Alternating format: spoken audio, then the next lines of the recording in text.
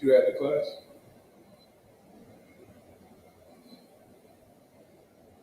Oh, most high praise.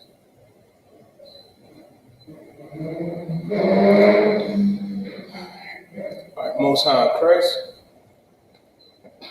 Shalom Israel, Yahweh Bashim Shah Barakatham, Yahweh Shemal Thum Bashim Shah. I'm Priest Officer 1000, Yadai. I'm holding class down for Priest and Captain at 13,000, Shapar Napash. This is the Thursday night history class. Tonight, we're going to go over, some history. We'll go over the little brotherhood. We're going to go over how sex is marriage. You have to understand, like as Black, Hispanics, and First Nation men and women, we have to stop adopting the customs of the heathen and come back to our culture. Our identity and our culture is right here in the Bible. It's in the Bible. The issue is that we look at the oppressor, we look at the heathen, like the Arabs, the Asians, and the Africans, as if they're the standard of morality, and they're not. They are not. They don't give a damn about our people. And it's important for us to understand, too, that we are supposed to be separate from them. I want to touch on one thing. The worst thing that ever happened to our people was integration. What do I mean by that? I mean this, the fact that our people integrated with this devil, thanks to Martin Luther King, Michael Luther King, Salakia. His father changed his name from Michael to Martin after that evangelical devil. Understand this, man, integration is what messed our people up, man. Because during the 50s and 40s and 60s, we were together as Black and Hispanic and First Nation men and women. And I need to let everybody know, the Christian church tells us that we have to live, kumbaya, we all got to be together. That's another lie. The Bible says in Leviticus, as a matter of fact, can we get that part? Leviticus 20 and 26? Okay. Let's understand this, man. Like the Bible tells us to be separate because the Lord is separate. The thing is, man, God is not everybody's father. He's only the father of Blacks, Hispanics, and First Nation men and women, and we have to stop following after following after the customs of these heathens, because it's going to be to our detriment. We're not going to get any better and progress as long as we continue to follow after them and neglect our powers, laws, statutes, and commandments. Read what you got. There's a book of Leviticus, chapter 20 and verse 26. Mm-hmm. And ye shall be holy unto me. The Bible says, ye shall be holy unto me. What is holy? I'll tell you what holy ain't. Holy ain't your grandma or your auntie, you know what I mean, with the feathered hat on in church. Holy is not your pastor or your imam with the white robe and gown on. That's not what it means to be holy. Holy means to be separate. The Most High God is saying you should be holy unto me, meaning separate, set apart. Man. That's what it's saying, set apart, separate. We should be separate. Meaning this, man, we shouldn't even associate with these heathens, man. I'm not saying that you can't do business with them, but the problem is we want to integrate in kumbaya and hold hands. Nah. The Lord said, ye shall be holy unto me, meaning ye shall be separate unto me, Black man and woman, Latino man and woman, First Nation man and woman. Read on. For I, the Lord, am holy. Wait a minute. For I, the Lord, am holy. Wait a minute. This ain't first of all, this ain't my interpretation. This ain't our interpretation. This is what the Bible is saying. The Lord is saying, for I am holy. For I am separate. So if God is separate, what does that mean? It means God doesn't love everybody. Meaning God ain't for unity. And there's something about that word unity, man. Y'all fake Israelites go out there and have unity camps. This brother over here teaching you can rape. This brother over here is saying this all right. You know what I mean? For the date and be with heathens and marry heathens. Y'all out there all out of order, man. When the Lord said, for I, the Lord, am holy. Meaning the Lord is separate, set apart. Meaning he's our Father. And to show you that, Christ said it, man, that he's our Father which art in heaven. Hallowed be thy name. And he ain't everybody's father. He's not your father. I'm not your father. East Indian man and woman, Asian man and woman. Understand this. The Lord is our Father, our God, our power, Black man, First Nation man and woman, Latino man and woman, meaning the Lord is separate. Now, if the Lord is separate and we're separate, that should tell you everything. That means that you need to start valuing that Black man, sister. Brother, you need to start valuing that Black woman, valuing that Latino man and woman, valuing that First Nation man and woman, because in hindsight, we are all we have. We are all we got. These other nations don't give a damn about us. A lot of our people look to the African. You're looking at Mfutu, Nungala, the Black Panther. They don't give a damn about us. Africans did not sell other Africans into slavery. Africans sold Israelites. They sold black men and women, man. That's the issue with our people. We looking at them thinking we the same, and we are not. Come out of their customs. Stay away from their, their people. And start putting value. Imagine if we looked at that fellow black man like he was special, at that fellow First Nation man and woman as they're special, that fellow Latino man and woman. Guess what? That would eliminate. That would eliminate our crime. That would eliminate us selling drugs, us, murdering each other and aborting our babies. The Lord is our God, our Father, and He's saying this in Leviticus 20 and 26. And ye shall be holy unto me, for I, the Lord, am holy. Meaning separate. Read on. And have severed you from other people. And have severed you from other people. Meaning God severed us from other nations. What does it mean to sever? If I sever my arm from my body, it's no longer attached. Meaning, God saw us with all these heathens and said, no, Israel is my son, even my firstborn, paraphrasing. And He severed us from other people. This ain't my words. This is what the Bible is saying. And I know what a lot of our people think and say, but Yediah, what about all people? We all come out of Adam, right? Yes, we do. But here's the issue with that. If I could, Barzal, let me get Deuteronomy 32 and verse 8. Okay. This is what we have to understand. Yes, we all come out of Adam. And that's another crutch. You know what I mean? They love to fall on. And it ain't really a crutch. They're getting ready to fall on their own sword, because here's the issue. It goes to show you that they don't understand the Bible. Yes, we all come out of Adam, but there was a people that came out of Adam that God chose. And who are those people? Who are those people that God chose out of Adam? Because everybody that's living right now, we all come from Adam. But the thing is, we're not all supposed to be together. We tried this experiment before in a place called Babylon, or in the Tower of Babel. We tried this experiment before. When the Lord sent His angel down and saw all the nations together and under one tongue, the Lashawan Kodash, the Hebrew, and He confounded everybody's language, man. That's why the Chinese got their little we chang tong hai, nishama, sheshemi. The Africans got that. That's a language to them. The Arabs got, their language. The Japhetic people got their language, English. The oppressor, the white man who was the devil that the Bible speaks of, has Yiddish, man. The Lord came down and confounded all of our languages, man. So we shouldn't all, be together. So we all can't really communicate with each other. Because He saw, that everybody being together like this is not good. That's why He severed us from other people. So when you say, well, we all come from Adam, right? That means God must love all the people that comes out of Adam. Let's see what the Bible says. Let's read Deuteronomy 32 and verse 8. This is the book of Deuteronomy, chapter 32 and verse 8. Also, if y'all have any questions, I'll be answering y'all questions tonight. If y'all got any questions, make sure y'all type them in. Read on. When the Most High divided to the nations their inheritance. First off, the Most High divided what? When the Most High divided to the nations their inheritance. The Most High divided the nations, man. Meaning He divided every nation on the earth. There's only, 18 nations? It's 18 nations on the earth, man. And the Lord divided everybody. Why? How come everybody ain't together? God loves everybody, right? We all come out of Adam. Meaning this. Understand. Meaning the Lord divided to the nations their inheritance. Understand that. Shalom. So you went to the class? No. I gotta find the paper, sir. It's in the midst of my paperwork at home. Okay, cool. Come. So when the Most High divided the nations their inheritance, read on.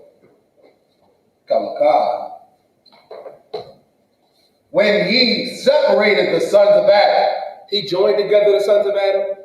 When He separated the sons of Adam. Our God separated the sons of Adam. Wait a minute. We all come from Adam, right? But the Lord separated the sons of Adam. Why would He do that? Why? Maybe, just maybe, we're not all supposed to be together. And how do we know this? Look at the heathens. Let's be very real for a minute. Let's be very real. I tell this story all the time. Barzal, one time, me and Ibahaya was in the school, right? We just got done cleaning or doing something. It might have been us putting the seats back in the van. And me and Ibahaya was watching this video of these Hamites. And these Hamites was having this little festival with these hyenas and dogs and cats and cows. And Barzal, they started the cut up the cows and the dogs and the hyenas, and the women rolled around in their guts, in their intestines, and then they went to the sheep. And I said, sir, I think they're getting ready to do some foul stuff to the sheep. I said, Salakia, cut this shit off. Salakia for the language. That goes to show you that we're not African. I'll give you another one. I used to slave with his brother, Mr. Gary. Mr. Gary made the greatest fried chicken in all of Israel. That includes no matter what type of chicken it is, fried jerk, whatever. And he a Judite brother. Let me tell you something. Gary told me when he was in Esau's military, and he was a Green Beret, he said them devils used to sneak out at night and have sex with the cows and the pigs. I'm like, well, goddamn. Israel, do we do that? No, we don't. Goes to show you that we different from these other nations, man. We look at, listen, man, to Israelites, Barzal go feel me on this. Lamb and goat is a delicacy, man. And shout out to the tribe of Issachar, man. That BOs, that goat tacos, and that soup, that's a delicacy. You know what a delicacy is to Esau? His steak blue and bloody. That's a delicacy to the white man. You know what a delicacy to the Chinese is? Cats and dogs. Tom and Jerry, that is and Spike, that's the dog's name. That's a delicacy to Moab and bats. Don't forget about the bats, Barzal. That's a delicacy to them. Goes to show you this is why the Lord had to divide us, because we're not all the same. We all built different. And guess what? There's no equality with nothing on this earth. There's nothing. Y'all gotta lose that dream, that American dream for equality with these other nations, man. When we're better than all of these heathens. All blacks, Hispanics, and First Nation men and women, we are better than every other nation on the earth because our God said so. We're the salt of the earth. And the Lord said that he divided the nations their inheritance when he separated the sons of Adam. He ain't joined together the sons of Adam. He separated the sons of Adam for good reason. Read on. Come. He set the bounds of the people according to the number of the children of Israel. He set the bounds of the people according to the number of the children of Israel, man. The Lord separated us from these heathens, man. He said, y'all go over there, you go over there, you go over here, but Israel, you going to dwell with me. I got y'all. I'm going to put you right here. Read on. Come. For the Lord's portion is his people. Our God's portion is his people. And that's that First Nation man and woman. That's that Latino man and woman. That's that black man and woman. We're God's portion. He chose us. And you know how you know we're the Lord's portion? Because these other nations hate our God. They do. We have enemies, man. And God spoke about this, man. Even King David said this in the book of Psalms, 83rd chapter. We have enemies, man. Our enemies made a tumult. They confederate against us. And how do you know they confederate against us? They just brought over 1,000 terrorists, 1,000 Afghanis, 1,000 crazy Ishmaelites. Guess what?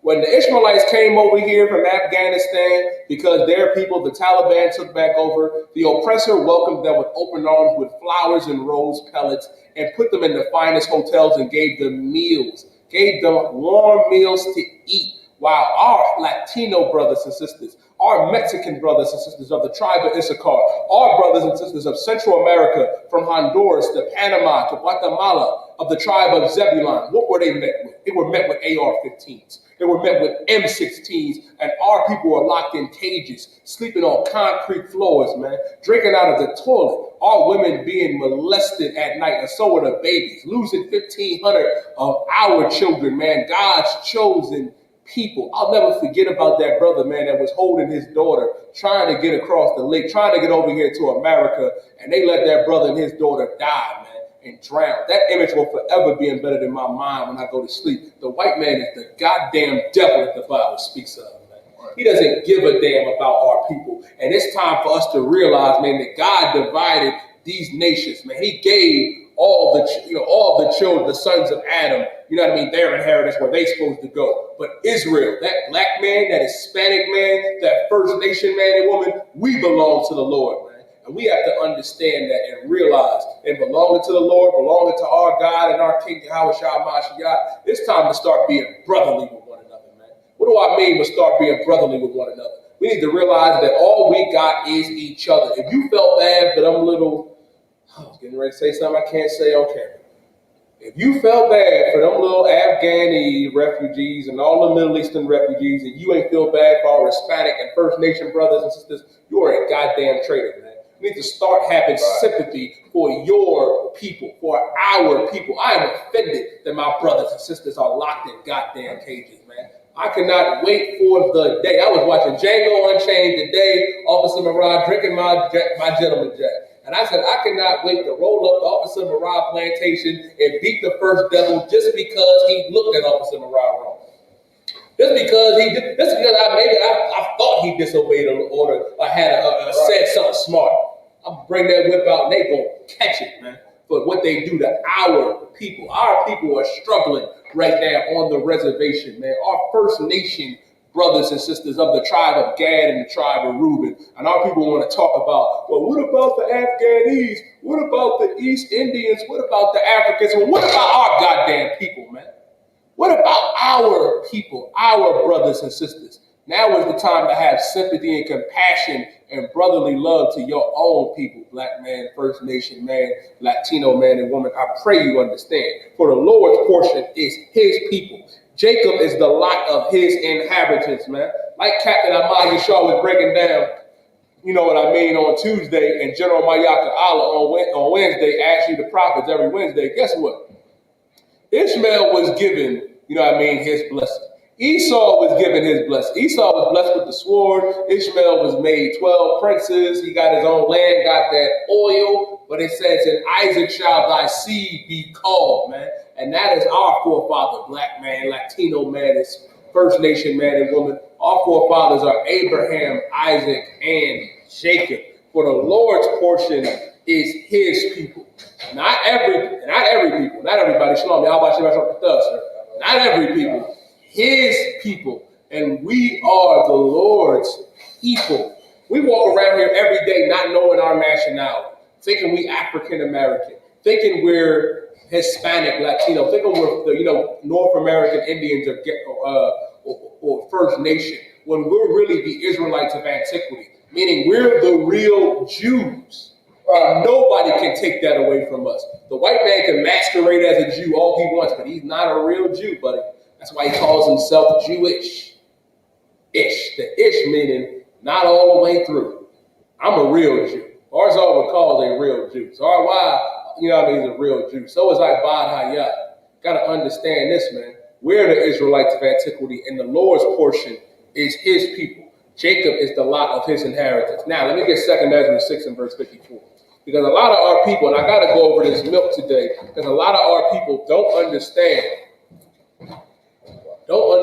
man, you know what I mean, that we're not supposed to love everybody, and that we are, too messed up in the head here in America thinking that we have to give our compassion, give our sympathy, you know what I mean, to some Arabs because they lost their country, you know what I mean,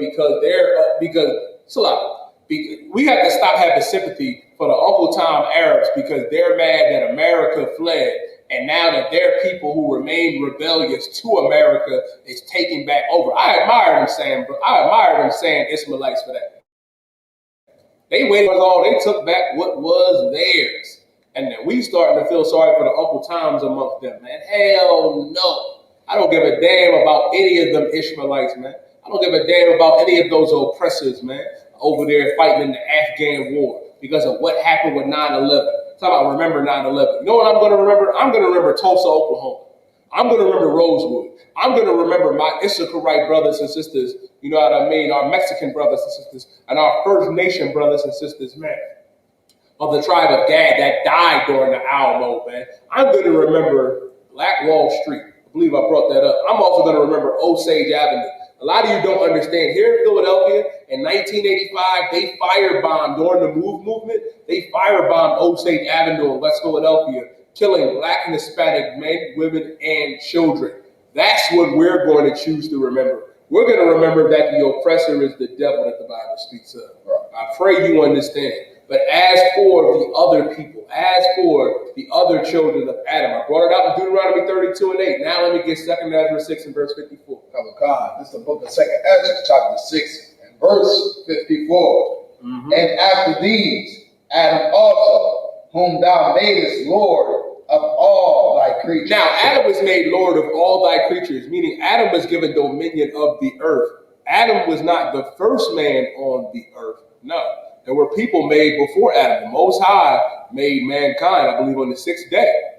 And Adam was the first man brought into the truth, meaning Adam was down in a low state. He was brought up from the dust. He was given the breath of life. Adam was given the law, man. Adam was given dominion over all the creatures of the earth. Freedom. Of him come we all. Of him come we all, because we all come out of Adam, Gedaliah. That's right. We all come out of Adam, brother. Read on. And the people also whom thou hast chosen. And the people also whom thou hast chosen. Who are the people of whom thou hast chosen? Stay there, Barzal. I'm going to read Deuteronomy 7 and 6. This is the book of Deuteronomy, chapter 7 and verse 6. Deuteronomy 7 and 6 says, for thou art an holy people, meaning we are a separate people. Holy meaning separate, set apart. For thou art an holy people unto the Lord thy God. Unto the Lord thy God we are separate, we're holy. The Lord thy God hath chosen thee to be a special people unto himself. We are that special people unto himself. We are that people of whom the Most High God Yahweh has chosen above all people that are upon the face of the earth. Meaning we are above these heathens, man.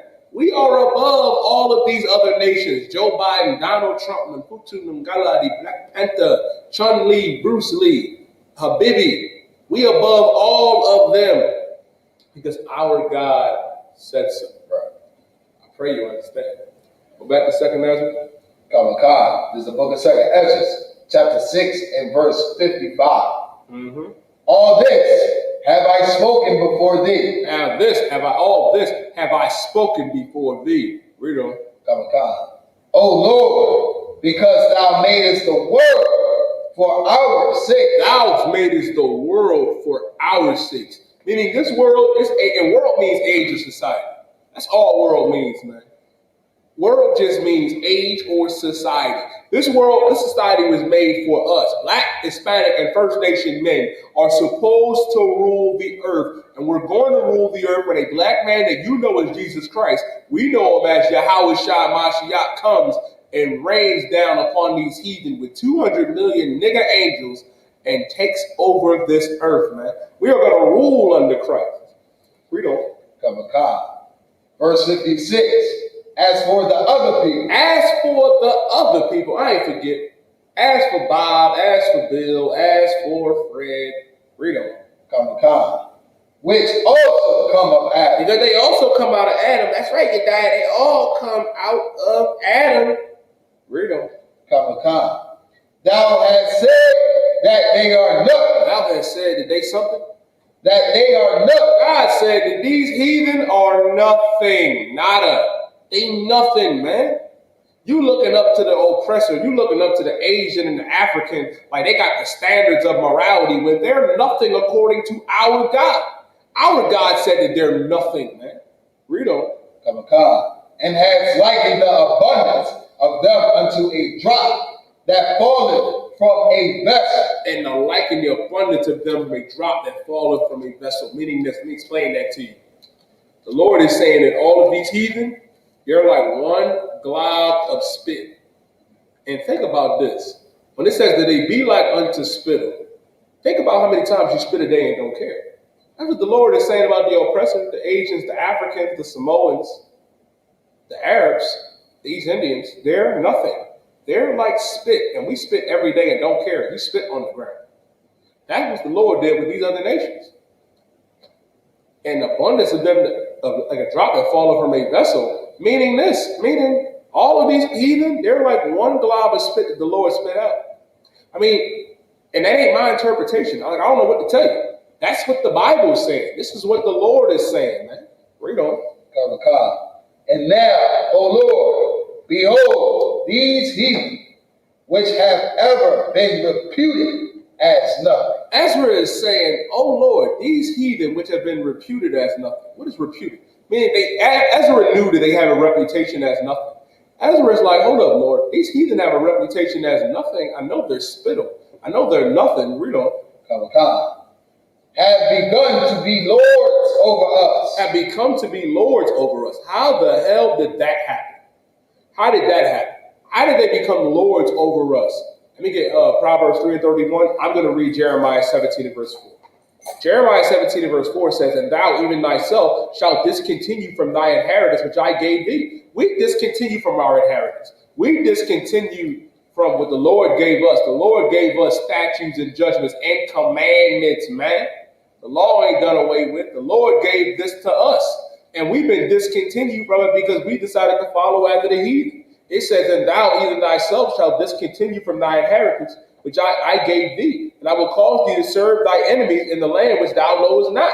We are serving our enemies right now in a land that we don't know. We don't know North Philly. We don't know Southwest Philly, Northeast, West. We don't know Harlem. We don't know, Los Angeles. We don't know Trade, New Jersey. We don't know, North Carolina, South Carolina. This ain't where we from. We from Jerusalem, man. Zion, Israel. That is our home, man.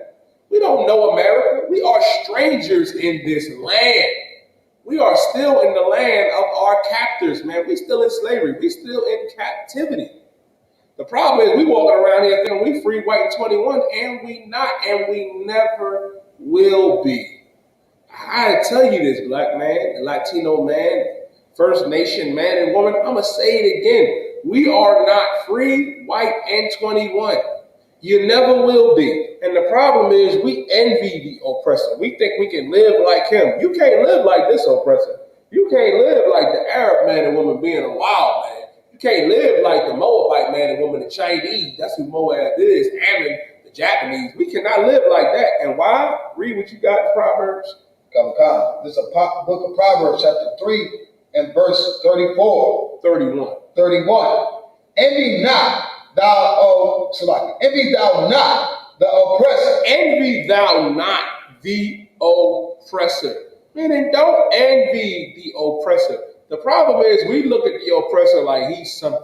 Well, you know what? Bob just has it all together. So does Susan. No. Envy thou not the oppressor. We was having a discussion on Clubhouse today talking about, should you remain with your woman even though she's sleeping with another man? The white man does if you don't kill her.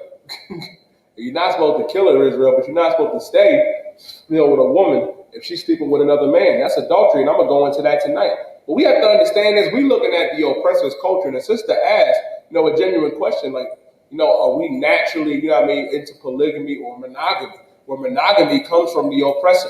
Our people have this notion, right? And we was talking about marriage as well, thinking that it's, our custom to get on one knee and present a ring to our women. No, because the Bible says that sex is marriage. But you get caught up envying the oppressor. You think, sis, that brother's supposed to go and slave away and give away his salary, and get you a diamond ring to prove that he loves you.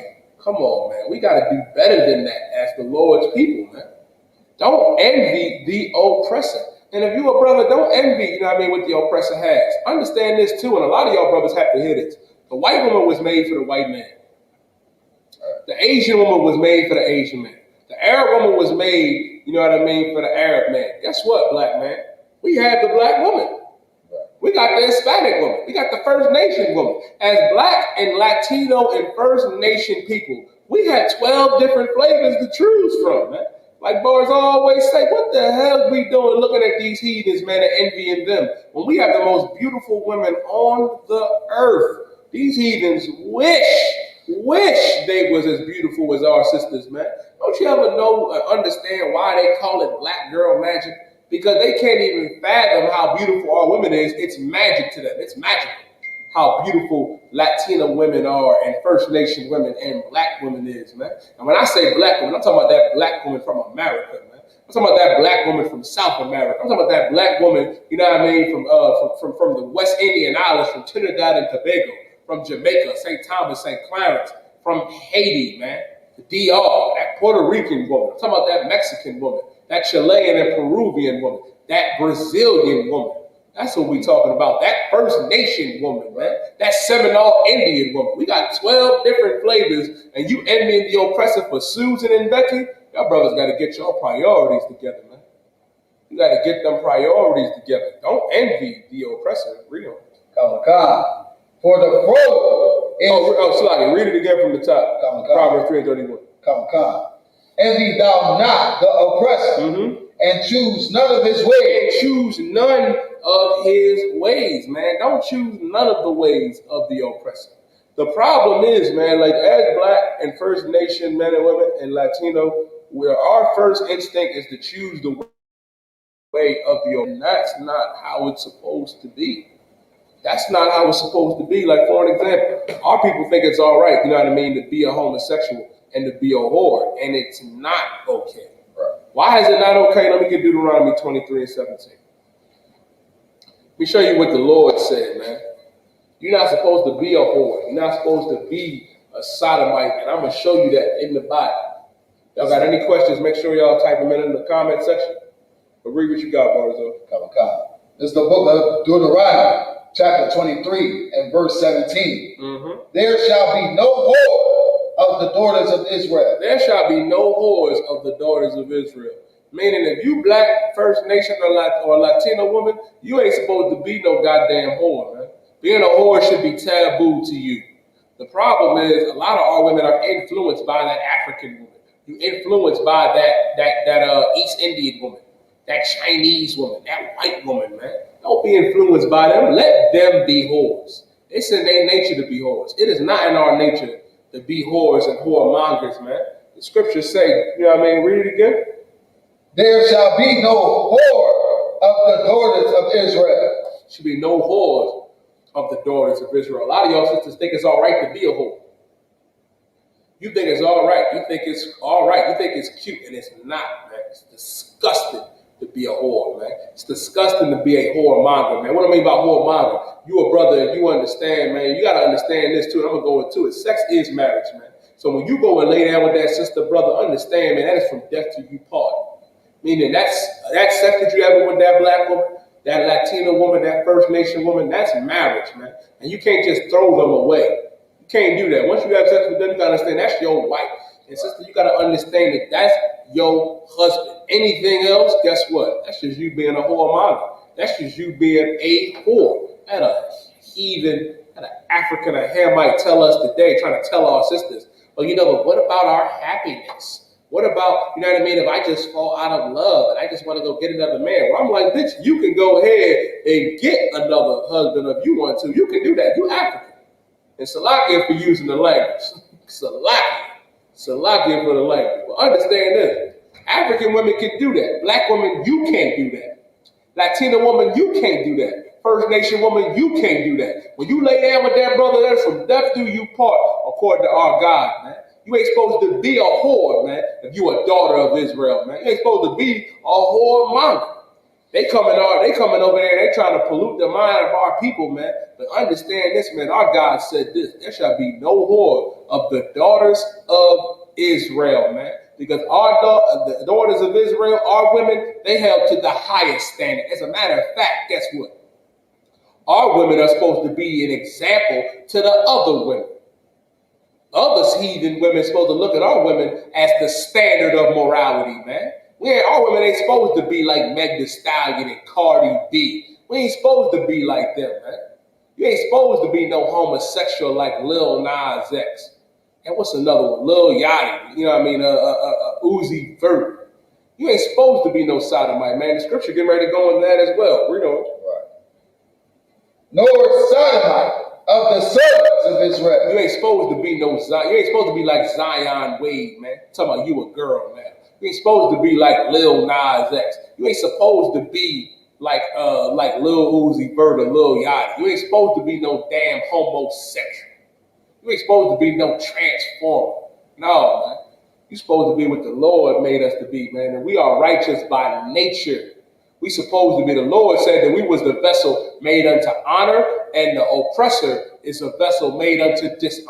Right. But the problem is we looking at him like they the standard of morality, and they're not. Right. They are not.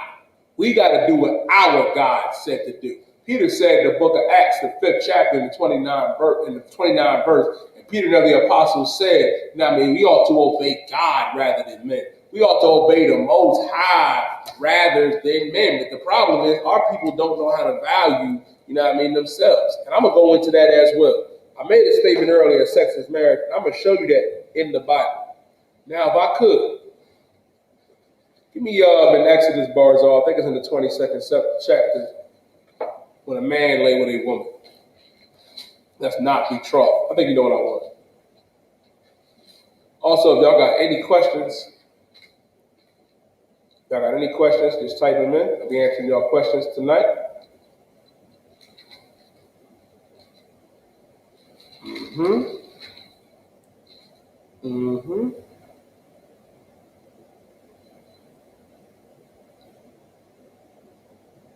This is the book of Exodus, chapter 22, and verse 16. And if a man entice a maid that is not betrothed. If a man entice a maid which is not betrothed, meaning if you entice a sister, right? Maid meaning a sister. You entice a sister that's not betrothed, that's not promised to nobody, meaning she ain't engaged, she ain't promised to another man. Read on. Come on, God. And lie with her. And lie with her. Meaning, what does it mean to lie with her? To have sex with her. Read on. He shall sure endow her to be his wife. To endow her to be his wife. Meaning that's his wife now, man. Understand this is the Bible. This is Exodus 22 and 16. The Lord is saying, man, that should surely endow to be your wife. Meaning this, sex is marriage. Sex is marriage. It is from death do you part. And I got to go over this again because our people are out here having irresponsible sex. You out here wanting to have sex with anybody and everybody, and we can't do that. Right. We can't do that as the Lord's chosen people. I pray you understand. This is what the Lord is saying. Now, if I could, Barzal, give me Matthew the 19th chapter. Give me Matthew 19 and verse 1. That's the thing with our people. And that disgusting heathen today talking about, well, what about my happiness? What about me being happy? Forget your happiness, man. That's another thing to understand. You got to understand this too, Israel. If you are black or so-called Hispanic or First Nation, guess what? Your happiness don't mean, I ain't going to say your happiness don't mean that. That's I'm going to say, your happiness, you got to cut that out. Our people are always using that as a crutch. You know what I mean? To grow apart from somebody. And you say some foolishness like, well, because I feel as though I grow apart. I was with him for a year or two. I was with him for 2 years, but I feel like, you know what I mean, that we just grew apart in a relationship. Right. I feel as though, you know what I mean, that I need to go find another ride. No, that means you are a whore, man. You are a whore. And if you a brother, man, and you putting the sister away to go get another woman, or you just don't want to deal with her no more, you a whore monger. And you ain't supposed to be that neither. Right. I'm going to show you what Christ said about marriage and divorce, man. Read what you got. Come on. This is the book of Matthew, chapter 19, and verse 1. And it came to pass that when Jesus had finished these sayings, he departed from Galilee and came into the coast of Judea beyond Jordan. Verse 2. Now understand this. Our king, right, was going around cutting these heathens. Yeah, kind of. Our king went around and was cutting, you know what I mean, the Sadducees and the Pharisees to bits. The bits and pieces, man. I'm going to read verse 2, and it says, and great multitudes followed him, and healed them there. The Pharisees also came unto him, tempting him. The Pharisees today would be the Christian church, the Muslim minds, the Sadducee and the Pharisee, your pastor, your imams, those that believe they think they know the Bible, but they don't. They're just evil, wicked bastards. They came up tempting him. They like, man, how we going to get Yahushua today? We got to go get Yahushua. And they think he know everything. Talking about he the king of Israel. Who the hell he think he is? He trying to usurp power from us, from our white daddy. That's the Christian church today, man. That's your modern day Muslim mosque today. Your religious leaders that you esteem, that you put your value in. They the same Pharisees and Sadducees, man, that hated our king. And if you following after the Pharisees and the Sadducees, after, you know what I mean, the Christian pastor and imam, guess what? You no different than them that hated our king, Yahushua, man. Says the Pharisees also came unto him, tempting him, and saying unto him, is it lawful for a man to put away his wife for every cause? They came up to Christ saying, yo, is it lawful for me to put away my wife for every cause? Why did they say every cause? Why did they say it like that? Why? I'll tell you why they said it like that. They said it like that for this reason. They trying to trip our king up. They like, man, can I put away my rib for any cause and every cause? And the answer to that, no. And Christ is going to cut them, man. Christ said in verse 4, and he answered and said unto them, have ye not read that he which made them at the beginning made them male and female, and said, for this cause shall a man leave father and mother, and shall cleave to his wife, and they shall twain be one flesh. Now, Christ is quoting, you know what I mean, in Genesis. What Adam, meaning, you know what I mean, now a man shall leave his father and his mother and cleave to his wife, and they become one flesh, meaning they becoming one family unit. Now you forming your own family, and that's another thing too that we touched on today earlier, Barzal. The black family, man. Our families are suffering and struggling because both parents are not in the household, man. And we got to stop this notion of co-parenting, where the father's over here, the mother's over there, the mother got the father on child support. Black man, be with that black woman. Right. Black woman, be with that black man. First Nation man, be with that First Nation woman. Right. Latino man, be with that Latina sister, man. All we got is each other, and the children are the ones that suffer the most. Our family structure has to get back together. And Barakatah Yahweh Yahushua for the ISUPK, because we rebuilding Black, Hispanic, and First Nation families in here. Right. Every time I blink, Barzal got a new family. I be like, well, goddamn. And a bunch of kids running around. You can forget about it. You can forget about Zarwai. Zarwai got like 7, 8 kids, and he probably gonna raise mine. You never know. So look, I ain't gonna have that brother raise my kids. I ain't gonna do that part. So why gonna be in the crib like, I'm not your father. You look like your dad. No, I ain't gonna do that to him. But understand this. We rebuilding Black and Latino families here, man, and First Nation families. You can see the marriages in the UPK last forever. To death do us part, man. Because that's how it was supposed to be. This is how it was in the beginning, and Christ is cutting them on this. Christ is cutting the Sadducees and the Pharisees, man. He said, for this cause shall man leave father and mother, and shall cleave to his wife, and they twain shall be one flesh. Meaning, when you leave your father and your mother and go cleave to your wife, come together, have sex with her, you becoming together. Now you're starting your own family. You can't just put her away because the wind blew in the opposite direction. Sister, you can't just leave that man because you feel as though that you're not happy. What the hell does that mean? He even going to tell us, well, you know, a lot of our grandparents were miserable. Well, I can assume, if you're saying that your mother and father was miserable, I can understand that. Because if I was an African and Hamite, I'd be miserable too. I'd be miserable as well. But we can say this as Black and Latinos and First Nation. Our parents were happy together, especially our grandparents. It was for death do them part. They loved one another and stayed together, man, and fought for their marriages, man. Heathens will never understand that. Never. And Christ is saying this is how it was supposed to be. Now, if I could, Barzal, read 19 and verse 6. Come. This is the book of Matthew, chapter 19 and verse 6. Wherefore, they are no more twain, but one flesh. Now, they ain't no more twain, but they one flesh. That's the one family unit. Now you a team, man. And guess what? When I say one family unit, understand this. I'm going to read it for you. I don't think y'all understand this too, and I got to go over a little bit more milk. I'm definitely going to hit these milk scriptures today because our people need to understand this, Barzal. First off, I'm going to go to 1 Corinthians chapter 3, and I'm going to start at verse... I'm going to go 1 Corinthians 3 and verse 19. 1 1 Corinthians 3 and verse 19 says, for the wisdom of this world is foolishness with God. You keep looking at the Africans and the Arabs and the oppressor like they got some type of wisdom, like they can give you marriage counsel. Guess what? That wisdom is foolishness with God. That is foolishness with God, man. The wisdom of this world is foolishness with God, man. You keep listening to them. You keep listening to them, and guess what? Guess what? That's going to have you jammed up. You're going to be lost in the sauce. Understand that. You out here looking at them like like they hold the standards, that they can tell, you know what I mean? That they can tell us, you know what I mean, how to raise our families. Nah, man. I pray you understand. Now, I'm going to jump to 1 Corinthians 11 and 3.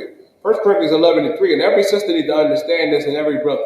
What I'm about to read to you is how the family structure should be. 1 Corinthians 11 and 3 says, but I would have you know that the head of every man is Christ. The head of every black, Latino, and First Nation man is Yahweh Shai, is our King, Yahweh Shai Mashiach. You know him as Jesus Christ. That is the head of man. Your woman is not your head. The woman is not the head and should not be the head of household. Hell to the no, man. And for you silly brothers out there saying, well, why can't my rib be the head of the household? You know that your wife will not respect you, and that if you hear a voice in the dark and you say, babe, go check on that voice downstairs. Go check downstairs. Go check the hallway for me. You know damn well that woman ain't gonna respect you after that, man. Because you the head of the goddamn household, man.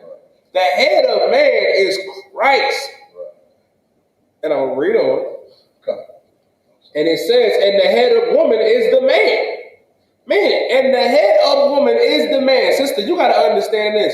That man is your head. That brother is the head of household, man. You are not equal with the man. Right. You're not. Right. You're not. And I hate this phrase, well, you know, I'm by my man's side. No, get behind that brother. Get behind him. That brother is supposed to stand in front of you. He's the head of household. You are not equals, man. If I'm driving with my rib, right, and let's say she's driving the car. My rib is driving the car and she hits somebody, or she get into an accident and hit a different car. You know, as the man, you know what I'm supposed to do? I'm supposed to get out the van, get out the car, switch seats with her, pick her up and put her in the passenger side, and then tell the oppressor I was driving. Got to do that. When she hears a voice in the night or hears something that don't sound right in the household, I have to get up and check on that. Right. Because the head of woman is the man and the head of Christ is God. That is the natural order, man. The head of Christ is God. The head of man is Christ. And the head of the woman is the man. Right. That's the problem, man. Some of y'all sisters wanting to be men. Man. You can't do that. You cannot do that. This is the natural order. This is how things were supposed to be and how things ought to be. I pray you understand. Now, let's go back to Matthew. Matthew 19 and verse 6. Come on, God. This is the book of Matthew, chapter 19 and verse 6. Wherefore, they are no more twain, but one flesh. Mm-hmm. What therefore God hath joined together, let not man put asunder. Who the hell are you, because you believe that you're not happy in the relationship no more, that you can leave that man? Let not man put that asunder, man. Who the hell are you, brother? Because, well, you know, I like that younger, prettier girl. I'm going to leave her and go be with her. No, you can't do that. Who the hell do you think you are, man? The Lord Christ is saying, ooh, let not man put asunder, man. Don't let no wrench come between that. Don't let a wrench become between, you know what I mean, our relationships, man. And as a man, guess what? You can have more than one wife, man. But not every brother needs to have more than one wife. It's all right if you're a brother, you know what I mean, and you only have the one rib. That's fine, too. And guess what? For the hardcore brothers out there, you hardcore for this, and you ain't got no wife at all, because the truth is our wife.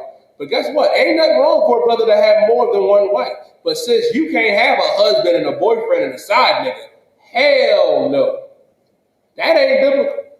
And we're going to read on. Let's read. Come on, God. They say unto him, Now, this is what that Pharisees said. Real. Come. Why did Moses then command to give a writing of divorce? They were like, but Yahushua, why didn't Moses give a bill for a writing of divorcement? They tried to challenge our king, saying, can I put away my wife for every cause? For every cause? No. Understand this. But now they said, but Yahushua, I got you now, nigga. What you mean? Moses said we can have a bill of divorcement. Real. Come. And to put her away. Now, Christ is getting ready to cut them. Read. Come. He said unto them, Moses, because of the hardness of your hearts. Moses, because of the hardness of your hearts. Meaning, because you are getting ready to use another word I can't use. Let me find a word. Because you are so hard-headed. Because we are so hard-headed. We was getting ready to kill each other during that time, man. We was going to kill each other out there in the wilderness. They was going to Moses like, yo, Masha, Salakia, sir. I'm getting ready to kill this bitch. Salakia for the language. I'm getting ready to kill her, man. Could you believe, you know what I mean, that she won't cook fish tonight? Sister's going to Masha like, listen, Masha, Salakia, my Lord, I can't be with this nigga no more. I'm not happy. I'm not happy. I have to leave him. I can't do this. The Lord Christ is saying this. Our King, the greatest man that ever walked this earth, man, is saying, he said unto them, Moses, because of the hardness of your hearts, meaning the hardness of your minds, man, because you so hard-headed, because we so stiff-necked. Read on. Come. Suffer you to put away your wives. Suffered you, man. Suffered us to do this. Moses didn't want to do that, man. Moses understood that we was getting ready to kill each other during that time. But Christ is saying this. Read on. Come. But from the beginning, it was not so. But from the beginning, it was not so. From the beginning, it was not like that, man. It wasn't like that from the beginning. Read on. Come. And I say unto you, whosoever shall put away his wife. Now, it says in the beginning, it was not so. Adam ain't put away Eve. God damn. You know what I mean? The scriptures say, you know what I mean, that Eve was in transgression. Adam ain't put her away for that. Adam stayed with her, man. And it says this, Christ is now getting ready to tell her. And I say unto you, whosoever, read on. Come.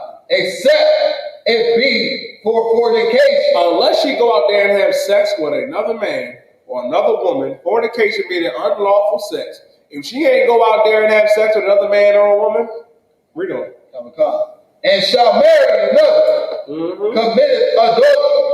That's adultery, man. Now you committing adultery. Now you committing adultery. Guess what, man? That's what adultery is. And to answer the question earlier, man, that we was having on Clubhouse, you ain't supposed, like if you a brother, right? Let's say, you know what I mean, you got a rib, you got a woman. You got a rib, you got a sister. You know what I mean, you with her, you're in a relationship with her. That's your rib. You had sex with her. The Bible says that's your wife, according to the scriptures. But she goes out and has sex with another man. Guess what? That ain't your rib no more. You got to put her away in that situation, man. You have to. Or else you're going to walk around like Will Smith, hating your wife. You're going to be thinking about it. And y'all brothers got to think about that too. Putting your rod where another man is putting his rod is gay. It's homosexual. Meaning this, man, that guess what? For fornication for a man, if you know this woman has a man and you sleep with her, that's adultery. That's fornication. Right. You can't do that, man. And you gay for that. Why the hell would I want to put my rod where another man is putting his rod? Right. And if your woman cheated on you, man, committed adultery, put her away. Right. You can't go and sleep with her after that. No. That's fornication as well, man. You ain't supposed to do that. Right. Okay, I don't understand it, man. Christ is laying it down flat. And shall marry another commit of adultery. And whosoever marrieth her which is put away do commit adultery. Guess what? If you married to a sister, right, and you put her away and it wasn't for fornication, let's say you were a woman, right, and she's, you know what I mean, you with her. That's your wife. And she didn't sleep with another man or another woman. And you see another woman and you go have sex with her and marry the other woman and you stop having sex with that other woman, you leave her. Guess what? That's fornication as well. That's adultery. Because whoever goes and has sex with her, that's going to be on your head, man. Because you put her away. And sis, to understand this, you got to stay strong, man. You got to stay strong, sis. I know it's a rough walk. But guess what? Your husband can have another wife. You can have multiple wives, brother. But understand this. Understand this, man. The scriptures say if a man gonna get of another wife, his duty of marriage shall he not diminish, man. Meaning you can't neglect your other wives. You can't neglect your other rib. And if you a sister, you can't go out there and leave that brother because he goes and get him another rib and go sleep with another man. You can't do that, sister, because that's fornication. Now you committing adultery, man. You can't do that. You can't do that at all. And that's the problem with our people, man. Ain't no love for one another no more. We got to learn how to love that black woman again. We got to learn to love that Latina woman again, that First Nation woman. It's all we got is each other. These heathen don't give a damn. I also wanted to touch on this too. I want to touch on some brotherhood as well. As black, Hispanic, and First Nation men, we got to understand this, man. And it's important to have brotherhood with one another. And if a brother offends you, man, guess what? I got to go over this. If a brother offends you, you have to pull that brother to the side, man. You have to. I know in the world, man, like if I offended a brother, the brother pulled me to the side. I was grateful for that brother pulling me to the side. I respected him more for that, man. And I know, like from my experience, man, pulling brothers to the side that offended me, you know what I mean? I know they was grateful for it because the scripture says so. And I'm going to read about it, man. Let me get Matthew 18 and verse 15. Because a lot of our brothers stumble and struggle and don't understand this scripture right here. We got to learn, you know what I mean, understand offenses are going to come. And guess what? There are ways to deal with it. If your brother offends you, man, you got to go to him alone about that. You got to pull that brother to the side. It ain't just for the brother, sis too. Sisters, if a sister offends you, pull that sister to the side. I don't care how small the offense is. If you're offended by it, pull them to the side. You have to. We are commanded to do this. Don't hold it inside. Don't be a punk. Don't be, you know what I mean, weak. You know what I mean? And go and telling everybody, well, you know, so-and-so did this. Right. You know, this woman did that. You know, that man did that. No. You got to do what our king said to do. Let me get Matthew 18 and verse 15. Kalakai. It's the book of Matthew, chapter 18 and verse 15. Moreover, if thy brother shall trespass against thee. If thy brother shall trespass against thee. What is trespass against thee? Offend you, man. Because offenses are going to come. I'll give you an example. Let's say you in the club, right? You in the club with a brother that's over you. And the brother that's over you had a little bit to drink, and he's just being an obnoxious monster in the club. You know what I mean? He touching on sisters, you know what I mean? And you like, what's the lock here, sir? You know what I mean? Maybe, I think she was offended by that. Like, Shemai, she wanted it. She liked it. Say, no sweat.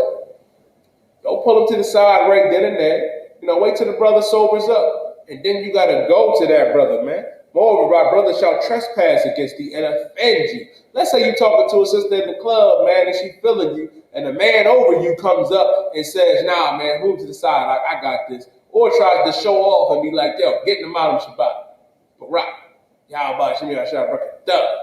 All right. Y'all some tired, boy. You can go over there.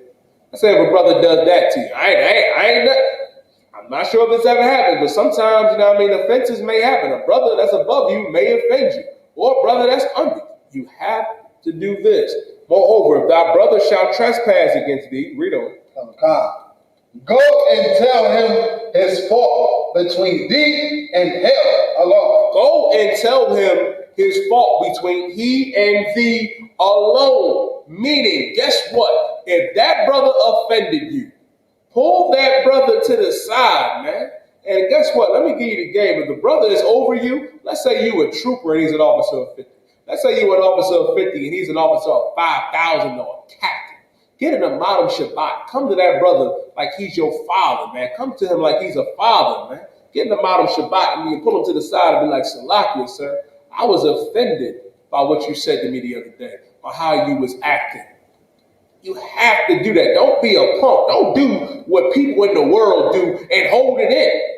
Don't do what people in the world do and go and tell other people, can you believe what that nigga said to me? Can you believe what he did to me? No, because now you in transgression. Now you wrong, man. Right. Now don't go and take that brother's image of, don't go and take the image of that brother to me, man. If that brother offended you, go to him, him alone, man. Right. Don't call me and say, obviously you died, so-and-so did this. I'm going to ask you, did you go to he and him alone? Oh, you didn't? All right, shalom, Lord Christ, boy. You got to go to him, he and thee alone, man. You a stern checker. Christ said to go and tell him his fault between you and him alone, man. Get him out of Shabbat. Pull that brother to the side and get him out of Shabbat. Be like, Salakia, sir, I was offended. And if y'all the same record, y'all both troopers, or if it's a man under you, be like, yo, Salakia, warrior, can I talk to you for a minute? I was offended by the way this came across, or the way you was acting, man. And guess what? 9 times out of 10, they're going to respect you for it, man. Don't be afraid to go to that brother because he's over you. Don't be afraid to go to that brother, you know what I mean, because you love that brother. Because in hindsight, you don't really love that brother if you don't go to him and he alone, man. If my brother offend me, I'm going to go to him because I love that brother, man. And guess what? Read on. God. If he shall hear thee, thou hast gained thy brother. What does it mean if he shall hear thee? Meaning if he hear you, guess what? He'll say something like, oh, Salakia, warrior, my bad. It'll never happen again. My bad, warrior. I ain't mean that. I'm sorry. Salakia. If he hears you and agrees with you, you gained your brother, man. And that's what brotherhood is about, man. Understand, man, offenses shall come. But you gotta pull that brother to the side. Sis, you gotta pull that sister to the side, man. You have to. Don't take it to the internet. Don't go to Facebook and Twitter. Don't go to a Clubhouse because somebody offended you, man. Right. That makes you a punk, man. That makes you, bitch made, Salagi for the language. That makes you weak, man. Right. Go to that man, he and thee alone. Go to that sister, she and thee alone, man. And if they hear you, you gauge your brother. You gauge your sister, man. Meaning they be like, man, Salaki, my bad, warrior. It ain't gonna happen no more. My bad. But anything outside of that, the scripture gonna tell you, we don't. Come. But if he will not hear thee. Now, let's say he don't hear you. Let's say I offend you. You know what I mean? I do something foul to you or offend you or say something to you and I don't hear you. I'm like, no, that girl wanted me to talk to her like that. She wanted me to slap her on the behind. Mom, no, you was out of order, man. What the hell is you? I'm an officer of guys. You coming to me with this nonsense. If he don't hear you, this is what you do. If your brother does not agree with you, understand this. You got to say, "Con, sir, no sweat. See you in council." Now you got to go to the next one. Now you got to go to the next step. The next step is counsel. And we're doing. Come. Then take with thee 1 or 2 more, that in the mouth of 2 or 3 witnesses every word may be established. Now you got to go to counsel. Now you're going to counsel. Understand this. And going to counsel in the mouth of 2 or 3 witnesses. Now, the counsel's going to be with you, the brother, and the generals. And guess what? You're going to get to the bottom of it, man. Going to get to the bottom of it. He don't hear you, no sweat. Say, "Kind sir, no sweat. See you in council." Read on. Come. And if he shall neglect to hear them. Now, let's say he neglect to hear them. Let's say General Mahiman, General Mayat, General Hazayan, they say, "Well, brother, you was wrong by how you treated that man, man. You was wrong for what you did. You know what I mean? Brother was hollering at sister, and you came up and took her from him. Made him get in the Mount of Shabbat and do this, or you offended that brother of what you said, man, and demeaning and belittling and bullying that younger officer or trooper, man. You wrong for that. Now, if he neglect to hear the counsel, if he ain't trying to hear what the generals got to say, good night. Now, this is the next step. Read on. Come. Tell it unto the church. Now, tell it unto the church. Now the whole you got to hear about it. Now everybody in the school is going to hear about what happened between y'all. Read on. Come. But if he neglect to hear the church. Now, this is very rare. I have not seen it. But let's say he ain't trying to hear the school. Let's say the whole school is saying, "Yo, man, you was wrong for what you did to that brother. Yo, you was wrong for what you said to that sister." Let's say they neglect. Let's say this person neglects to hear the school. Read on. Come. Let him be unto thee as a heathen. Now, you are like a heathen, man. Now we got to treat you like an oppressor, like an African, like an Arab, man, because you got legion on you. You got demons on you that's telling you that you ain't wrong about nothing. You don't belong here, man, if you got that type of spirit, man. Because if you can't take correction, you ain't gonna make it. You ain't gonna make it if you can't take correction. I pray you understand. A lot of you brothers don't know how to take correction, man. You got problems following orders, man. Understand this, man. This is the three hardest words. If you are a young man or a young trooper aspiring, you know what I mean, to come up in this truth, the hardest thing in the world for some of y'all is these three words, and that's con out of one con. Right. That's the hardest thing to say. But guess what? That's the problem with a lot of fake Israelites. They say, well, how come Yohana's in charge? How come Muhammad and Mayak and Haas, who the hell they think they are? Who is Barjah? Who is your dad? What you mean you got a whole mother of truth? What you mean by that? The problem is you don't know how to say con out of one con. Right. But you say yes, sir, to the white man. You say yes, sir, to the heathen, man. Let me tell you something from my own personal experience, man. Con out of one con saved my life. Saved my life, man. Because we need order. We need correction as Black, Hispanic, and First Nation men and women, man. We need that. Right. We need correction. Who the hell do you think you are when you feel as though you can't be corrected and you just right about everything, man? You got to learn how to humble yourself, man. You got to learn how to say sir. You got to learn how to say con on one con, kind sir. You better get used to it. Because here's another thing too. All of you fake Israelites out there that think you following Christ and doing, the word of the Most High, guess what? You ain't going to say con on one con to Christ neither. Because let me explain something to you. Paul said con out of one con to Matthew, to Peter, to John, to Bartholomew. Paul said that he was the least of the disciples. There was no dissension. It was rank and order. It was Peter on down. And they wasn't all teaching 12 different doctrines. No, they ain't do that, man. They all taught the same thing. They were in order. Rank and order is in the Bible, man.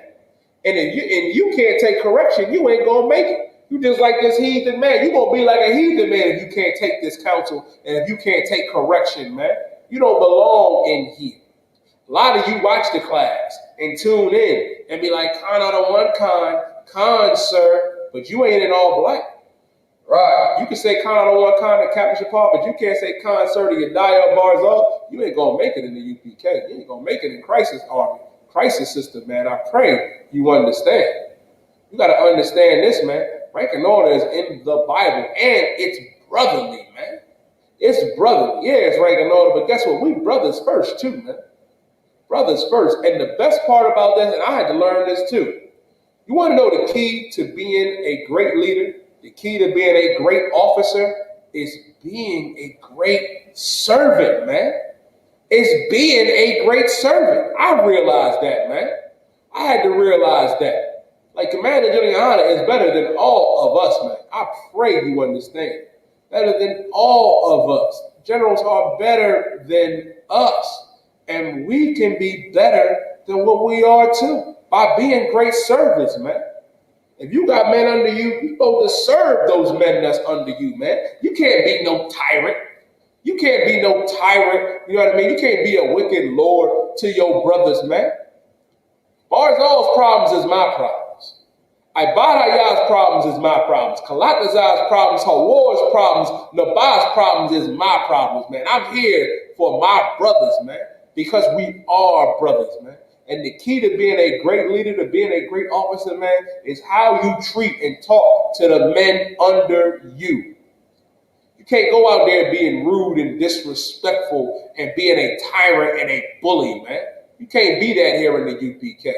That type of spirit don't last, man. Right. It don't. And if you got that spirit on you, guess what? You're going to be weeded out and you ain't going to last long, man. You got to be brotherly up in here. And you're not being brotherly if you don't want to take your brother to counsel, man. Right. You're not being brotherly if you're trying to hold it all in and say, well, maybe my Adawan is just going through something. Maybe this brother got a lot going on at home. To hell with that, man. We here for one another. Call your brother, man. Check on him, man. And if he offends you, make sure you do the proper procedures, the proper steps, because our King said to do it, man. Right. This is what Christ said to do. And Christ said, you would know that you are my disciples if you love one another.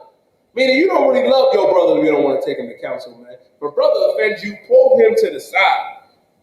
I don't care if he's above you or under you, man. And if you a sister, I don't give a damn, man. If a sister offends you, make sure you pull them to the side.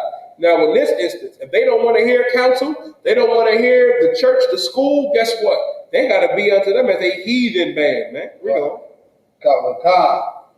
Verily, I say unto you, whatsoever ye shall bind on earth shall be bound in heaven. Whatever shall be bound in earth shall be bound in heaven. So whatever comes down from the generals, you know what I mean? It ain't just bound by them. It's bound up in the fourth dimension as well. It's up there. The angels is ruling on this as well. So whatever decree comes down from, you know what I mean, the generals in that council, it's as it is on earth. That's how it's going to be in heaven. That's how it's going to be in the fourth dimension. I pray you understand. Read on. God. And whatsoever ye shall lose on earth shall be loosed in heaven. Whatever you shall be loosed on earth shall be loosed in heaven as well, man. And that's what our people don't understand, man. These angels watching everything we do.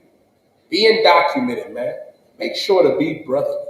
Make sure not to be a monster to the men under you, man. And make sure you're not being an unruly coward, man. And respect the men above you, man. Right. Respect the men above you, man. Love those brothers, man. Love them brothers that's under you, man, because we brothers at the end of the day. All we got is each other, man. We got each other, man, in decency and in order, man, in rank and order, because it saves our lives. I pray you understand. Read on. God. Again, I say unto you, that if two of you shall agree on earth as touching anything that they shall ask, it shall be done for them of my Father which is in heaven. And it shall be done of them of my Father in heaven as well. So if two of you agree on earth as touching anything that they shall ask, it shall be done of my Father which in heaven as well, man. I pray you understand. That's another problem that our people don't have, man. We don't know how to forgive one another. How in the hell do you expect how the hell do you expect our God, man, to forgive us when you can't forgive that fellow brother, man? You can't forgive that fellow sister. Don't get me wrong. A lot of our people are messed up out here. I'm not denying that. I'm not denying that. We are lost in the sauce out here. We are messed up. Guess what? I understand that your father may not have been in your life. I understand your mother may not have been in your life. I understand your wife may have let you, you know what I mean, your husband may have abandoned you. Family may have done you dirty. I've had people done some foul stuff to me in the past. But guess what? You got to let that go. You got to forgive them, man. Because if you can't forgive them, how do you expect the Most High to forgive you? Now, if I could, boys, let's drop down. Give me read verse 23, Matthew 19 and verse 23. As a matter of fact, before you read that, read verse 21. Then came Peter to him and said, Lord, how oft shall my brother sin against you? Now, I'm going to read verse 24. For where two or three are gathered together in my name, there I am in the midst of them. Meaning, if two or three are gathered in Christ's name, he's right there. Don't think Christ ain't in the midst of Christ. Is in the UPK. He's in the ISUPK under Commander General Yohana, man. I pray you understand. Now, Peter is like, well, my Lord, how oft shall my brother sin against me? And I forgive him till 7 times? Man, what if my brother keep doing me dirty? He keeps sinning against me. Should I just forgive him 7 times? Read verse 22, Barzo. Yahweh said unto him, I say not unto thee. Yahweh, Jesus saith unto him, I say unto thee, read on. Until 7 times, but until 70 times 7. He said, no, not just 7 times, but 70 times 7. 70 times 7 meaning this, always forgive your brother, man. Right. Your brother sin against you, man, forgive your brother, man. That's the problem, man. We ain't got no forgiveness for one another. We ain't got no love for one another, man. Where did the love go between Latino men and women and First Nation and black men and women, man?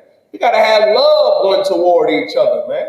Forgive that brother. 70 times 7, meaning always forgive that brother.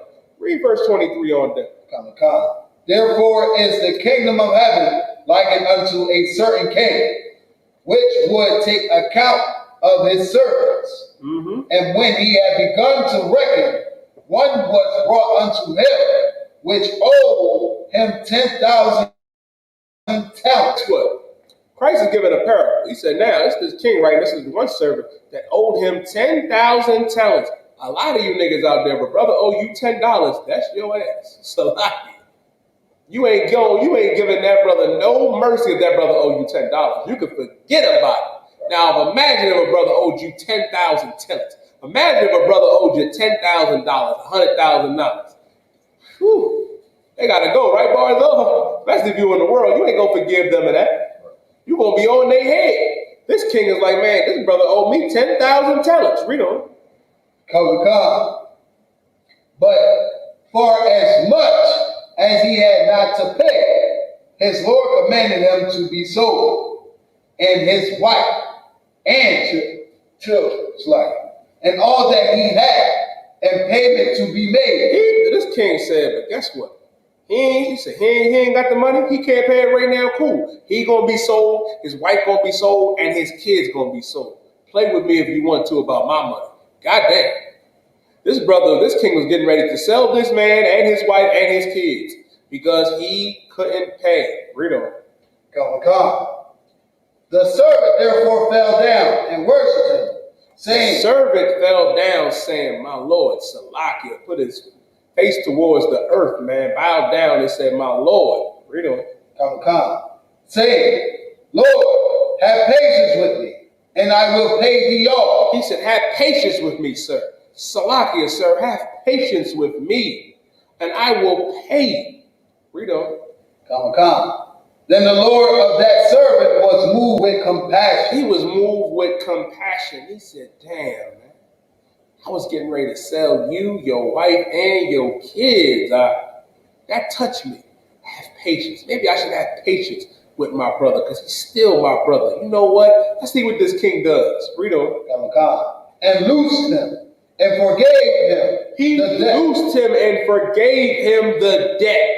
A lot of you got a brother that owe you $10 right now and you not speaking to him. You ain't speaking to your brother because he owe you $10, man. Imagine forgiving your brother and he owed you $100,000 or just $10,000. Right. That takes a lot, man. But he was moved with compassion. He said, man, have patience with me. I'm going to have patience with you, brother. Don't worry about it, man. You don't owe me nothing no more. You good, brother. Get up. I forgive you. Read on. Come. But the same servant went out and found one of his fellow servants. Now, this same servant, after he was forgiven, he found a man under him. He went and found a servant under him. Read on. Come. And found one of his fellow servants, which owed him 100 pence. Now, this servant that was under him, the same servant that was just forgiven, 10,000 talents, this servant owed him 100 pence. He owed him $1. He owed him $10. You owe $100,000, $10,000. This brother owe you $100 or $10. You going after him. Maybe you should have compassion on this brother under you. Because the king that's over everybody was getting ready to sell you and your wife and your kids and forgave you. Because you said, man, my Lord, Salakia, have patience with me. The king showed compassion. Let's see if this brother's going to have compassion with his fellow brother, a man under him. Read on. Come. And he laid hands on him. And laid what? Hands on him. Let me tell you something. This is how you know the Bible is a black and Latino book, man. He laid hands on him. What does lay hands mean? What does lay hands mean? Y'all looking at me like y'all don't understand what lay hands mean. Bars all laid hands on a couple niggas in the world. For less. You can forget about it. Laid hands on him. Nigga, you owe me motherfucking $10, man. You owe me $100, man. Laid hands on him, man. Put the paws on the brother. Read on. Come. Hey, hold on. Ain't nobody lay hands on you. Ain't nobody lay paws on you, man. And you owe 10,000 talents. And you got the nerve to put hands on somebody because they owe you 100 pence, man. How soon do we forget? How soon? Let's read. Come. And took him by the throat. Took him by the throat, man. Had him like this, like, look, you owe me $100. You owe me $10, my nigga. You gonna pay what you owe. Is that any way to be? Is that any way to be? No, that's not being brotherly, man. Read on. Come. Say, pay me that thou owest. Pay what you owe. Read on. Come. And his fellow servant fell down at his feet. Now he did the same thing that the brother did. He said, Salakia, sir. Got down on his knees, read on. Come. And fell down at his feet and besought him, saying, have patience with me. I will pay thee all. He said and besought him, saying, Salakia, sir, my Lord, have patience with me. And I will pay what I owe. He did the same thing that this brother did to the king, man. He fell down to the king and said, have patience with me, and the king had forgiveness. Now you got this brother by the throat, a man under you, a servant under you, and he owe you a quarter. You know what I mean? Not even a quarter, less than a quarter of what you owe the king. And he's saying, have patience with me, my Lord. Let's see what this brother does, man. Read on. Come. And he would not, but went. And he would not, man. How soon do we forget, man? What kind of brotherhood is that? Read on. But went and cast him into prison till he should pay the debt. He threw that poor brother in prison, man, because he couldn't pay the debt. And he was getting ready to be sold, man. Him and his wife and his kids. This ungrateful nigga, man. This ungrateful bastard, man. How the hell you gonna do that to your brother when somebody had goddamn mercy on you, man? You supposed to have mercy to your own brothers and sisters, man. Right. You would think after the king had mercy on him that he would show compassion and mercy to a brother under him, man. Don't be like this bastard right here. Right. Read on. So when his fellow servants saw what was done, they were very sorry. They were sorry. They said, damn, man. Didn't the king forgive this corny nigga for that? And he threw him in jail. Wait till the king hear about this. Read on. Come. And came and told unto their Lord all that was done. Oh, man. Now they came and told their Lord what happened. He said, Salakia, who? He did what now? Read on. Then his Lord, after that, he had called him. He called him. He said, I got something for him. Read on. Then said unto him, O thou wicked servant. O thou wicked servant. You wicked ass nigga. You jive Negro, man. I forgave you. Read on. I forgave thee all that debt because thou hast desirous me. Because you fell down and asked for compassion, I gave it to you. I was brotherly, man. Why couldn't you show that same compassion to your brother? Read on. Come. Shouldest not thou also have had compassion on thy fellow servant? Meaning you should have had compassion on that fellow servant, man. Read on. You supposed to have compassion on that fellow brother that's under you, man. Read on. Come. Even as I had pity on thee. Even as I had pity on thee. The way he had pity on you, you should have had pity on that brother under you, man. Read on. And his Lord was wroth. He was hot. He was angry with him. Read on. And delivered him to the tormentors. The tormentors. Good. Now he delivered on him to the tormentors. Go to show you. You can't be an evil bastard in Israel, man. Let me tell you something. If I catch any of y'all being unbrotherly, you know what I mean, ain't doing anything like this to your brother in the kingdom, I'm going to give you the bars all and I buy, and they Lord be with you. They the real tormentors. Read on.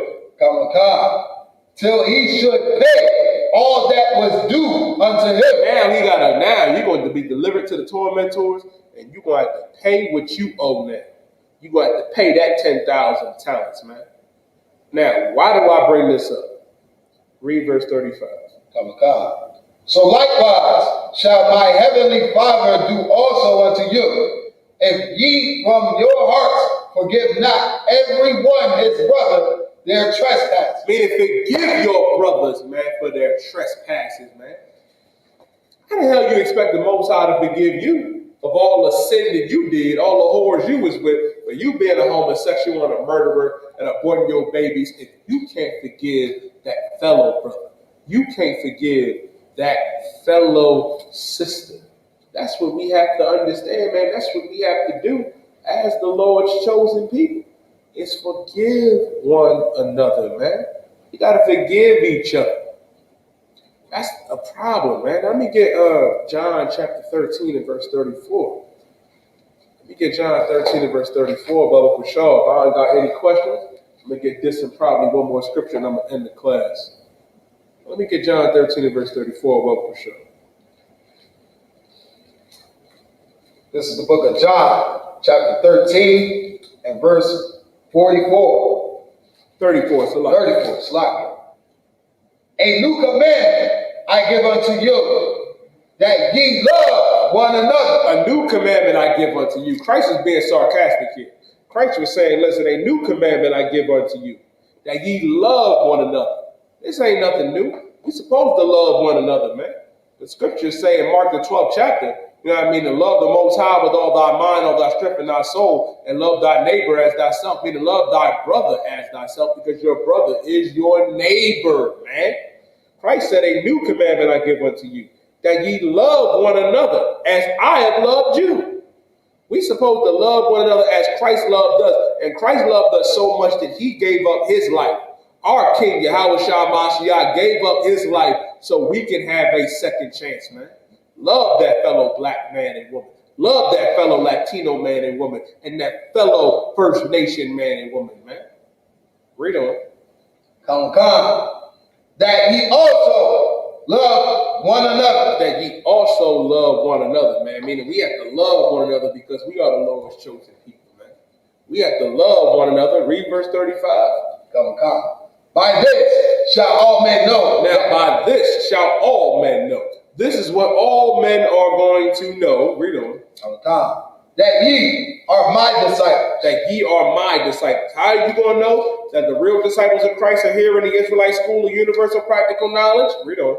If ye have love one to another. That if ye have love one to another. Meaning this, man. If you love one another, that's how you going to know who the real disciples of Christ is.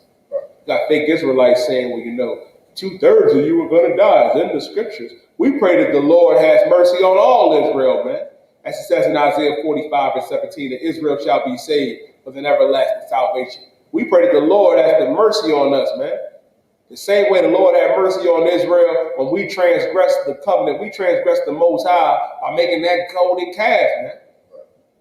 And Moses came out there and said, please, Lord, remember Abraham, remember Isaac, remember Jacob. We have that type of brotherhood, man. We ain't in the spirit of you wicked homosexual fake Israelites, man, and you Christians and Muslims, man. We pray that all Israel is saved. We pray for the salvation of all First Nation men and women, and Latino men and women, and black men and women, man. Because we love one another as Christ loved us. And that's how you know who the real disciples of Christ is. Now, let me get Revelations 18 and verse 4, and I'm going to close with this scripture. Now, understanding all that, now is the time for us to come out of this society, to come out of this world, man, to take our minds out of this world. What do we mean by that? Don't live like the oppressor. Don't think like them. Now is the time for us to do this. Read Revelation 18 and verse 4. This is the book of Revelation, chapter 18, verse 20.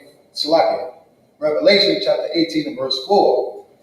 And I have heard another voice from heaven saying, come out of her, my people. Come out of her, my people. Meaning, come out of America, my people. Come out of this wicked society, my people. Not all people, but that black man and woman, that Latino man and woman, that First Nation man and woman. We have to come out of her. Read on. Come. That ye be not partakers of her sin. Don't be partakers of the sins of this wicked society, man. Don't be partakers of the sins of America. Why? Because if you partakers of their sins, you will die like them, man. Read on. Come. And that ye receive not of her plagues. And ye receive not of her plagues. You do not want to receive on the plagues that are getting ready to hit America. If you thought COVID-19 was rough, the Delta variant is even rougher, man. I pray you understand. The Delta variant ain't no joke, Israel. Ain't no joke whatsoever. Keep playing with the Most High if you want to. You can keep playing with the Most High if you want to, but guess what? It's going to get bad out here. It's going to get worse. While the Lord is saying, come out of her, my people, and receive not of her plagues, man. You don't want to receive of her plagues, man, and be partakers of their sins, man. Don't go down with the oppressor. Come out of America. Come out of this wicked society, man. Now, if I could, I'm going to get one more. Let me get 1 Peter chapter 2 and verse 17. 1 Peter chapter 2 and verse 17. I'm going to close with that scripture.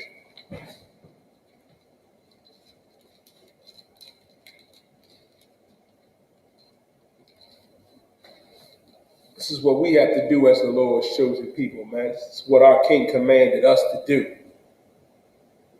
1 Peter chapter 2 and verse 17.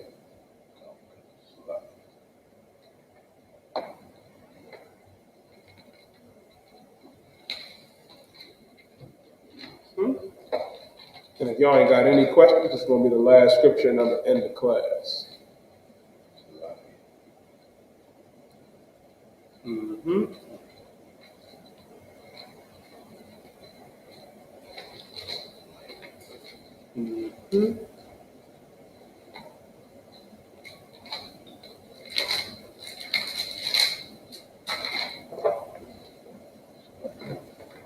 This is the book of 1 Peter, chapter 2.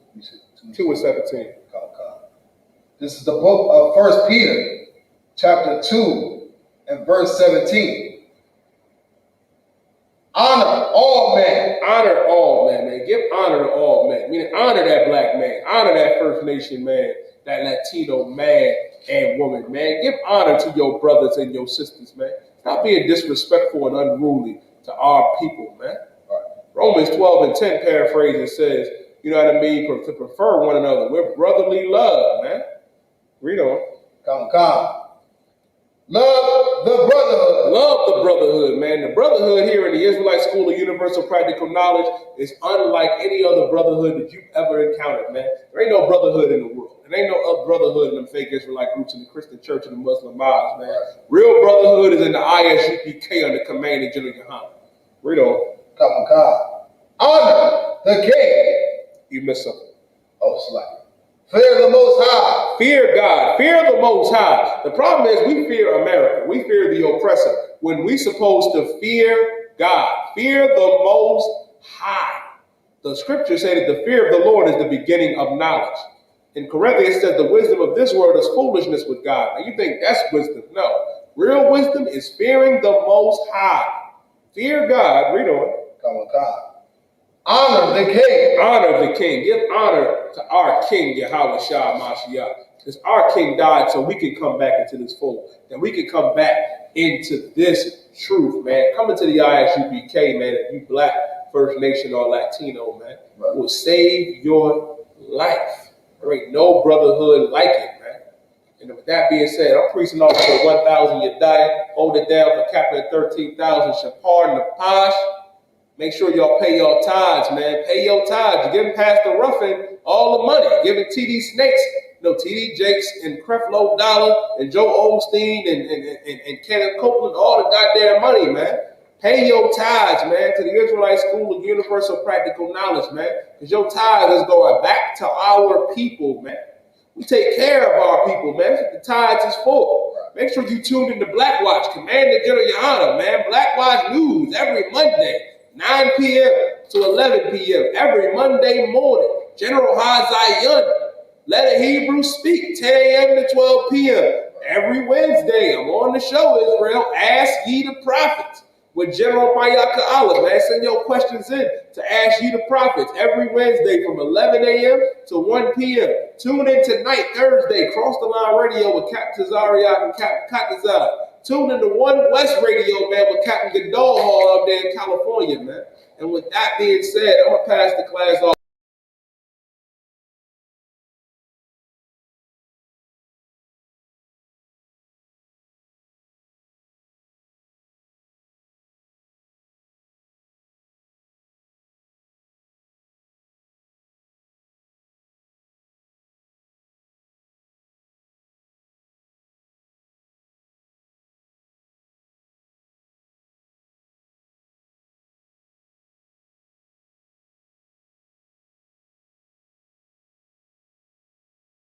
In which the brother and sister will court each other. After this month period, the brother and sister will get permission from the head to marry. Tithes, which is commanded.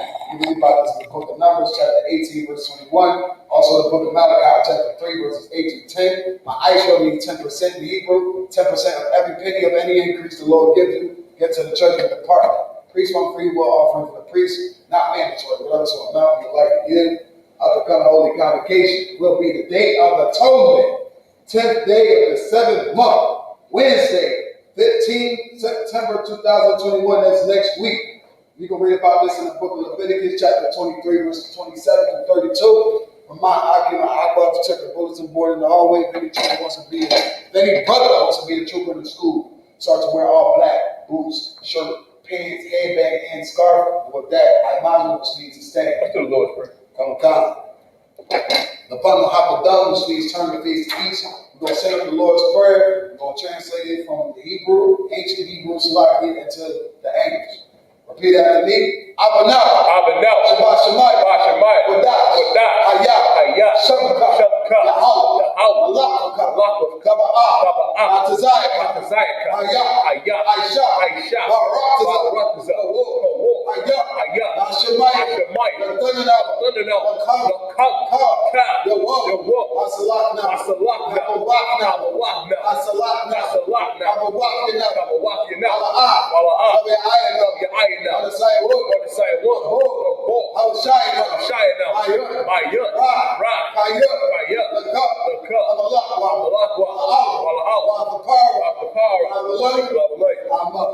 Our Father, which art in heaven, hallowed be thy name. Thy kingdom come. Thy will be done in earth as it is in heaven. Give us this day our daily bread. And give us our debts. We forgive our debtors. And lead us not into temptation, but deliver us from evil. For thine is the kingdom, and the power, and the glory forever. So be. So it's always needs turn. Men of Israel, I'm going to give brothers a courteous salute. Men of Israel, my Shabbat, Ayat, Barak, Yahweh, Shebi Al-Shah, Yazmatah, my sisters, I imagine, which means to stand. Brother Sar, turn to face the sisters. Since you want to make sure your mind Shabbat sits. Your feet at a 45-degree angle. Your right hand over your left, making sure your head's covered. When we say Barak, you lift up your right hand and just like your chest. When we say the bless, you just say it back. Men of Israel, we're going to give the sisters a courteous salute. Men of Israel, Imam Shabbat, Ayat, Barak, Yahweh Shemar, Allah, Shem Yahushua, Yazmatah, class dismissed.